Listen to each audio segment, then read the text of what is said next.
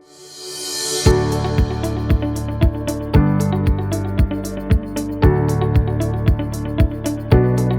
everybody, I am back with my miscarriage story number 2. If you haven't seen my miscarriage story in part 1, go back and look at that story. Even though they don't have anything to do with each other really, it's just a story to watch. If you guys want to know a little bit of background history on me and what I went through on my first miscarriage and how crazy that was, check that video out. Now, part 2, my second miscarriage. So to give a little background, I had mentioned in my first miscarriage story about me getting an ultrasound and the ultrasound technician not telling me that I had fibroids. I didn't know I had fibroids until 2017, I believe. So in 2017, I started experiencing some severe pelvic pain. The first time I had it had to be between 2008 and 2010. But in 2017, I started to feel them more regularly and they were sharper. And I remember no, this is not comfortable. And I remember trying to wear pants, like jeans, and the buttons would hurt up against my pelvis and I didn't know what was going on. So I wound up going to a OBG in 2017, I believe. And on both occasions, so I went to 2 OBGs. I'm trying to remember. I went to 2 OBGs. So I went to one that was closer to my old house, and I believe it was like a Kaiser OBG. And I went to her, and they did a pelvic exam, and I don't remember her doing an ultrasound. I do remember her just doing like a pelvic exam with her hand, and basically telling me like she felt that I had fibroids. She could feel them. She didn't tell me anything at that moment. Like I said, I don't remember doing an ultrasound. But in that moment, she didn't tell me anything. I'm trying to remember, how did I even know? I may have done an ultrasound, I may just can't remember. So I remember her calling me, I remember me calling her, put it that way. She told me that she will get back to me in a couple of days. She did not, and so I had to call her. And if you guys saw in the first video, I learned from my mistakes that I had to call these doctors because they got hundreds of patients. They're not really keeping up with all their patients. So it's my responsibility to keep up with my own medical stuff.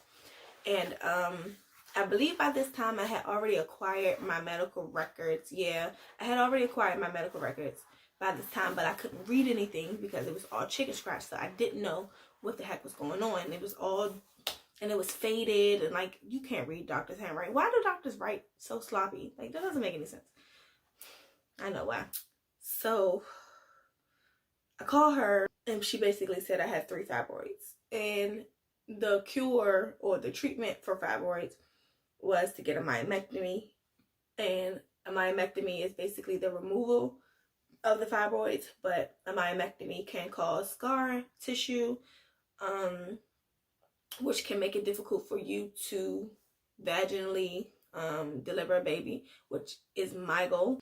When she said the myomectomy, she said surgery. I was like, nah. And then she said, you can get the myomectomy and get those removed. You may have scar tissue, and they're most likely going to grow back. They're most likely going to grow back and multiply. So I'm like, I don't want to have no more surgery. And she was like, yeah, they're just going to grow back. So I was like, why would I put myself through all of that just for them to grow back and multiply? So I was like, no, I'm not doing that. So then I got a second opinion because the doctor was asking me, she was like, do you have painful periods? And I was just like, no, I just have cramping. And that's it. After day 1, my cramping stops, and that's it. She's like, oh, most women have painful periods throughout the entire period. And I'm sitting here like, I don't. Next. And I wasn't trying to be rude, but I was just like, no, I don't have it. And so she was just like, oh, that's rare. And I was just like, okay. Like, is there a treatment? Is there something else we can do? And she was talking about steroids and all this other stuff. And I was just like, no, I'm not doing that. So I got a second opinion. I wound up going to another woman because around this time I was researching how to shrink your fibroids holistically. And I came across Coach Jessie. If you guys haven't heard of Coach Jessie, she is the founder of, don't quote me, I'll put it in here. That's what she's the founder of. And I was looking at her. She was actually the first person that I knew of who was like dealing with fibroids naturally, even though she had a hysterectomy and all this other stuff. But she was now teaching women how to heal their fibroids holistically. And she was working with two African doctors, male African doctors, who was working on it at the same time. Come in. Yeah. I'm in the middle of my video. Sorry. I'm almost done. Okay.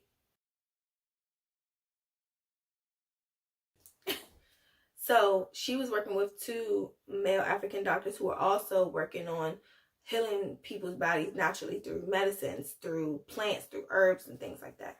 So I was doing a little bit of research on her, and I don't remember why I stopped from 2017. I think it was the end of 2017 to like July 2018. I just stopped researching.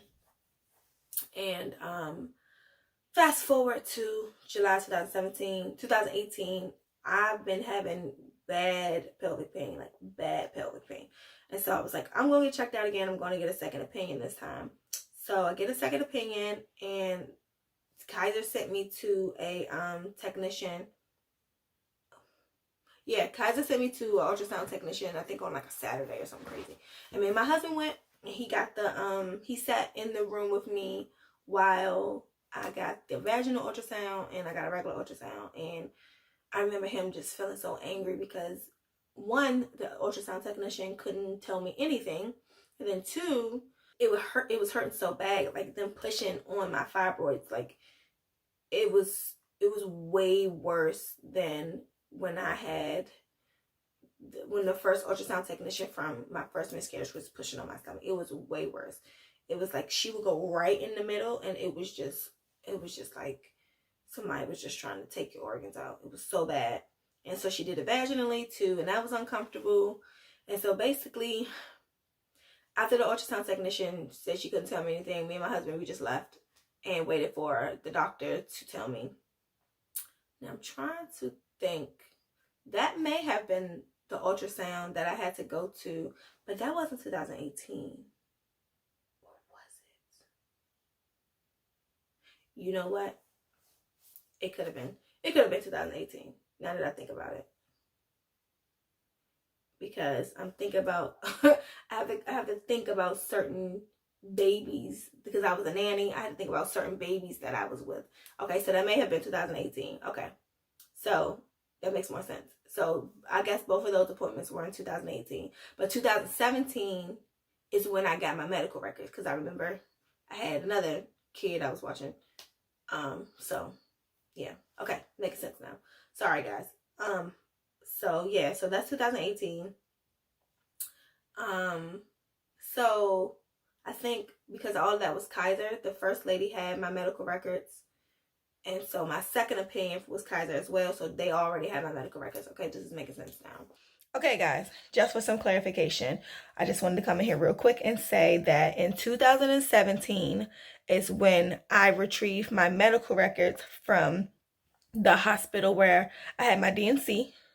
In 2018 is when I went to OBG, and she checked me and said that she felt something in my pelvis and like my uterus area, and that she wanted me to go get an ultrasound. So she referred me to an ultrasound technician, and that's when me and my husband went to the ultrasound technician together.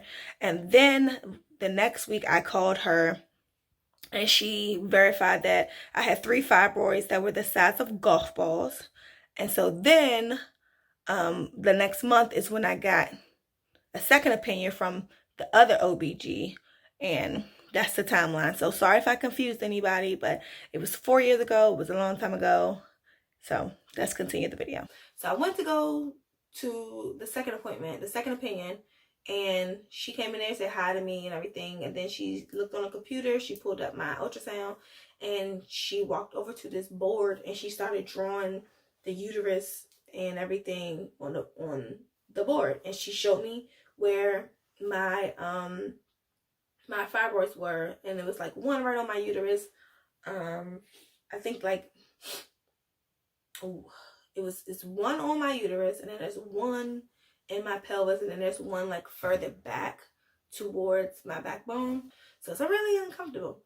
So she told me basically where they were, what they were called. I don't remember. I have a picture on here. If I could find a picture, I'll insert it, because I took a picture. But I just love the fact that she just came in there, drew them, and drew circles and told me what each one was called. And I felt like I was in chemistry, and I felt like I was in biology, and I was just like, okay. So I appreciate her for doing that, because it just made me feel like appreciated. And I know there's a stigma that, I don't know if any of you guys are other ethnicities other than African Americans, but there's a stigma for African Americans that basically, like, when you have a Caucasian doctor, they don't really show much effort towards you. And I feel like that's what the first lady did. Like, she didn't really tell me what each one was called. She didn't, she didn't really give me a lot of information other than that I should have the surgery. So I was trying not to feed into that stigma, but when it happened to me, it made me feel like that. So I went to an African American doctor, and she was the one who came in and she told me, everything and what was happening. She did recommend the myomectomy as well, but she also told me, like, people still have babies with, still deliver babies vaginally with fibroids. It's just more difficult, and the way my fibroid was on my uterus, I would most likely have to have a C-section. So she did tell me that stuff, which the other doctor didn't tell me. So she was saying, if you're planning on conceiving, you may want to wait till after you had the surgery, because she didn't suggest anything naturally, even though I think if I would have asked her, she just looked like she was into natural things. Like, her hair was natural, her nails were natural, her skin, you could just tell that she was taking care of herself. So I'm pretty sure, like, if I would have asked her if there was some natural remedies, she probably would have most likely told me. But I was already researching, so I didn't need her to tell me that. So fast forward again, I go back to researching about Coach Jessie. Now, before, I think around this time, I had started researching about Fibroblend, but I thought Fibroblend was way too expensive. It was like $60 a bottle. And this was before I knew you had to take like 3 a day or 9 a day or something like that. I don't remember. You guys check out my fibroid video. But anyway, so fast forward, I was like, I'm not taking this. I'm just going to have to wait. And so from 2018 up until about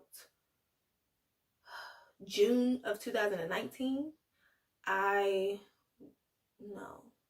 that's not right. From July 2018 up until June 2020, I was basically not doing anything about my fibroids. I was trying to tell myself to eat healthier. I was trying to put myself on a diet. I went vegan for a couple of months, but I still was crushing on bread. Like, I still wasn't doing what I was supposed to do, and stop eating what I was supposed to eat in order to help my fibroids.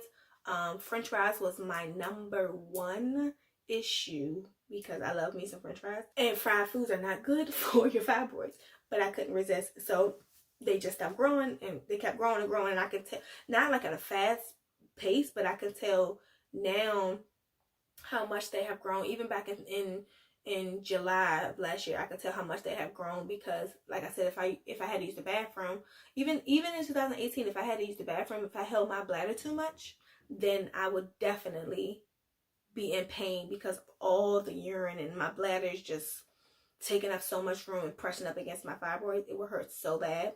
So I started experiencing that more in 2018, especially when I would wear shorts, like jean shorts, and they will be up against my pelvis. So fast forward, it's 2020, and I'm like, all right, I'm just gonna get these pills because I need to shrink my fibroids. The Coach Jessie stuff was way too expensive, and you had to have insurance.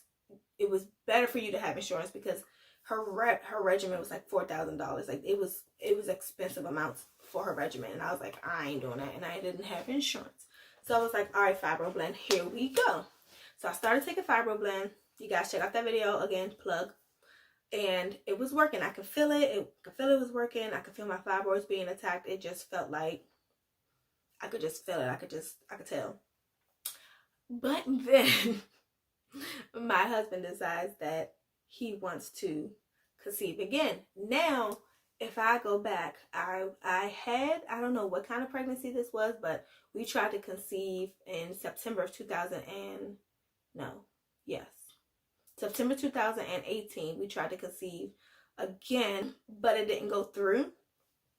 And this was after I found out that I had fibroids, and I didn't know that I would have these issues because of my fibroids. I thought it was still possible to try to conceive, but that second attempt didn't work. And I remember my period starting like 4 days late, and I felt like I was pregnant. I had that pink blood that they talk about, so I had that, but then my period started right after that. So I don't know what happened with that one, that second attempt. But this attempt, in the middle of me taking my Fibroblend, he decides he wants to have a baby, and I'm just like, I literally had like 9 pills left. So that's why I had to stop using Fibroblend, because you can't take it when you're pregnant. So we conceived. I think this pregnancy was way worse than the first one, way worse, because now I know I have fibroids. My fibroids are definitely bigger, and the more weeks that went by, the more pressure I could feel. Like, there were days when 1 week I can get out of bed, the next week I can get out the bed, the next week I was like, I can't bend a certain way to get out the bed. The next week I was sliding out the bed. It was bad. It was really bad, and I was excited, and I thought this was going to be it. And the reason why I thought this was going to be it is because when me and my husband had tried to conceive that second time, I also had a friend who was pregnant, and I thought that we were going to be pregnant together because we were really, really close. She's like my little sister. I thought we were going to be pregnant together, but I wound up not going through with the pregnancy, and she did, and she was living with me. And I remember feeling like I was less of a woman because I couldn't carry a baby, and I was kind of jealous of her. And so I never told anybody. I didn't tell her. I didn't tell anybody how I felt about myself. But one day, me and my sister, we went to a service, and I didn't want to go because the service, it was snowing, and I didn't want to drive in the snow. But my sister was like, she promised this lady, and so we wound up going. Long story short, I wound up getting prophesied over me. Somebody told me that I'm not less of a woman because I can't carry a child, and that I will have a child, and it's going to be a guy. It's going to be a son, and he's going to be raised up to be a man of God. It was just all this stuff, and she like rebuked the fibroids in me. She called them something else, but she rebuked, like, I don't know this woman. Like, I don't even know her last name. I don't have her on Facebook. I don't have her on Instagram. I don't have her phone number.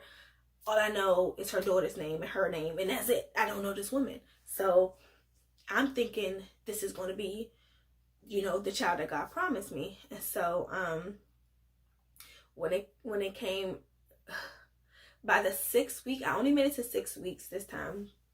The first time I made it all the way to 8 weeks. By that Sunday of the 6th week, like, as soon as my week turned over to 6 weeks, I knew I wasn't going to make it because I could hardly get out of bed. Like, when I had to pee and my bladder was full, I couldn't bend. So if I'm laying down flat and I'm trying to raise up to get out the bed, I couldn't.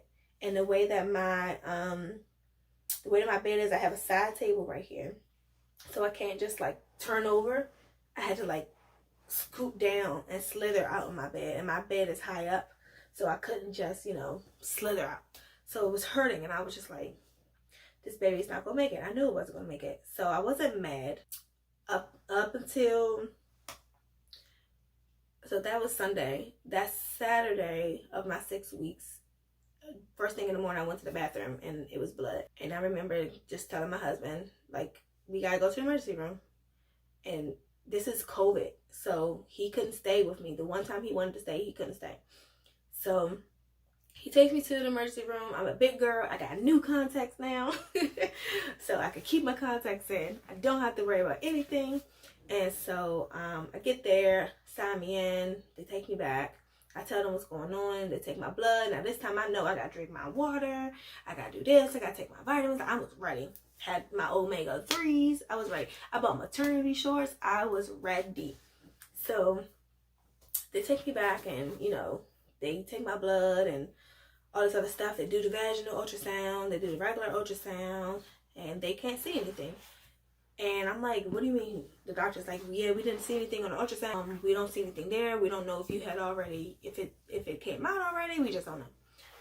And so I'm frustrated because I'm like, I know I'm pregnant. Like, I feel it in my womb. Like, you know how people have like ghost pregnancies? This wasn't it. I can definitely feel it. And I definitely knew something was wrong because I was bleeding. But she did say like my HCG level, HGC level, y'all know what I'm talking about. So she was like, you definitely have high levels. And then she said, come back on Monday, and you know, we will read your levels again. And so between Saturday and Sunday, I felt into like a tiny depression because I just felt like, not that, no, why God, why me, God type of feeling, but it was more like, what do you mean they couldn't see anything? Like, I was frustrated. Like, they didn't see anything the first time, they didn't see anything the second time. So I was definitely frustrated.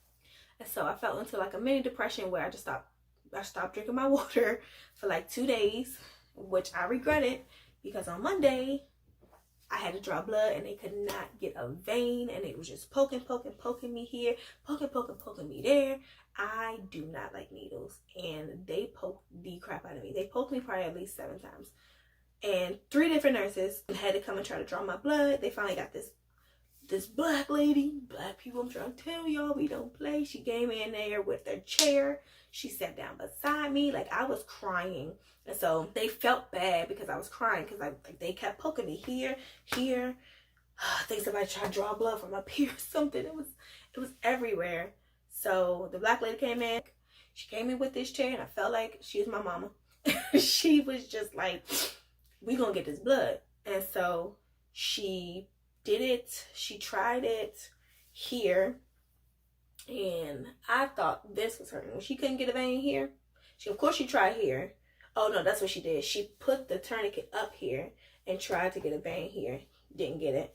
And then she tried here and didn't get it. And when I tell y'all, she got a vein through my freaking hand. Boy, when I tell y'all how much pain that was, I will never, ever go another pregnancy, another whatever, without drinking water. I learned my lesson so quick. That Saturday, blood was just flowing like Jesus. That Monday, I was like, not doing this again. They had to poke me so many times, and it hurt. Like, this is so thin. So basically, they did everything they did on Saturday. They did it on Monday, ran my levels, did the ultrasound. This time, I got to ask the ultrasound technician, you know, what she was seeing, but she was like, I can't tell you. And I was like, well, do I still only have 3 fibroids? I know I got 3 fibroids. And she was like, yeah, you still only have 3 fibroids. And then she showed me where they were. And then I remember a hint of sadness for like 5 seconds, but she was just like, yeah, there's no baby in there. And I remember laying down there, and I just cried, and it was just, I think it came out like my left eye. And that was it. That was the only time I cried, because it was so in my grasp, but at the same time, I know God's timing is perfect. So I was like, it's nothing I could do about it. It's not time. I had to move on. I didn't want to wallow in that. I wasn't sad. I talked to a couple of people who was giving me sympathy. I didn't want it, because I know that when God promised me something, it's going to come to pass. So I didn't want to wallow in any depression state, any sadness or anything. I was just like, all right, it's over. It's done. The doctor told me that my levels had dropped and I definitely had miscarried. And I was like, all right, cool. So my friend Jackie, who I love so much, she found a March of Dimes OBGYN who wound up helping me for free, because I had insurance, but they were saying I didn't. So my friend Jackie hooked me up with OBGYN who I love so much. She was amazing. I went to go see her in the March of Dimes bus that they have. She was in the back of Prince George's Hospital. They had like this little setup in a purple March of Dimes van. It was so decked out, was the bomb. And there was basically like a little hospital room. So they came in there, took my blood, everything. She checked me vaginally, and I think this was probably maybe like a week after I went to the hospital last. And so she told me everything looked good. She basically asked me my history, and I told her I had fibroids. And she basically told me, she was the one that told me that I didn't have an ectopic pregnancy, because ectopic pregnancy, there's a different surgery. So she cleared everything up for me. Every question that I had, I asked her, because I didn't want to go another pregnancy, another miscarriage, not knowing what the heck happened to me. Like, nobody should have to go through that. So I asked her all these questions. She basically told me that if I do decide to have a baby, if I do conceive again, that basically come back to her and she'll check my progesterone levels, because it could be my progesterone that's causing me to miscarry versus my fibroids. I believe it's both, because when you have an imbalance of estrogen, it increases your fibroids. It basically feeds your fibroids. All the estrogen that you have, it just makes your fibroids grow. And you're supposed to have a balance of estrogen and progesterone. And so when there's imbalance of one and the other, there's things that's going to go wrong. Basically, my estrogen levels were too high, so that's why the fibroids were so big, and when they push up against my womb, they caused me to miscarry. She didn't say that, but I know, because I could feel it. That's how I knew that 6th week. I was like, nah, this ain't gonna work. So she basically told me to come back and she'll give me some progesterone and see if that pregnancy will go forth. I wanted to show you guys my pregnancy test that I had saved. All right, so if you look here, you probably can't tell. Focus. Let's see. How y'all do this on YouTube? All right, I don't know if you guys can tell, but there is a hint of a second line here. Hint of a second line right there. Right here. That's the first one. They were more visible back when I took it. I wound up taking 4 altogether, but only 3 worked. This one was a digital one, and it said yes plus. What I learned from this miscarriage was definitely ask questions. I grew up as a very timid, shy person. I was taught certain things that I kind of carried into my adulthood, and nobody ever corrected them. So I didn't know what questions to ask. You know, I just didn't speak up for myself. So speak up for yourself, ask questions, find out what the heck is going on with you. Write it down if you need to. Ask them for your medical records. I would even go as far as like asking your doctor to type up your medical records so that you can read them, so you can go over them. I'm trying to remember if anything in my medical records even look like it said fibroids. I know for a fact they said something about an ectopic pregnancy, because I would know these terms if they didn't. So I would definitely say ask questions, number 1. Number 2, if you are struggling with fibroids, please, please, please don't get a hysterectomy. Please, please, please don't get a myomectomy. I think that was something else that the doctor said, that I couldn't get a hysterectomy because I had to contribute like 2 kids to the world until I'm 34 or something crazy like that. There are natural ways to not treat your fibroids, get rid of your fibroids. There are so many stories about people who are naturally getting rid of their fibroids, pushing them out vaginally. Do your research. There's ginger, turmeric, lemon juice, type of juices that you can use. There's Fibroblend. There's a whole bunch of stuff. I heard Jamaican castor oil on your stomach for 30 days. All these different things can help you shrink your fibroid. The medical field is just trying to have us keep coming back. The lady literally told me if I get a myomectomy, they're gonna grow back. Why would I do that? Just to keep giving y'all money to operate on me and then I'm gonna have scar tissue? No, ladies, please. You can cure your body with natural herbs and supplements. I'm trying to tell you. I know it sounds like what? But if you think about it, what was healing us before medicine? God was. He was using the natural herbs and medicine to heal us. So don't, please, please, for my sake, don't do it. It's so sad to hear that women have to they feel like they have to have hysterectomies in order to get rid of their fibroids. Don't do that, especially if you don't have a kid. Don't do it. So many women's dreams are being crushed because they feel like they have to get hysterectomies and they want to be a mom. You know, there are either things that you can do when you're pregnant to get rid of fibroids, which I just found out. I didn't even know that. If I would have known that last year, I probably still would be pregnant. If I would have just attacked my fibroids naturally while I was pregnant, I probably would be about 8-9 months right now. So definitely ask questions. Be patient.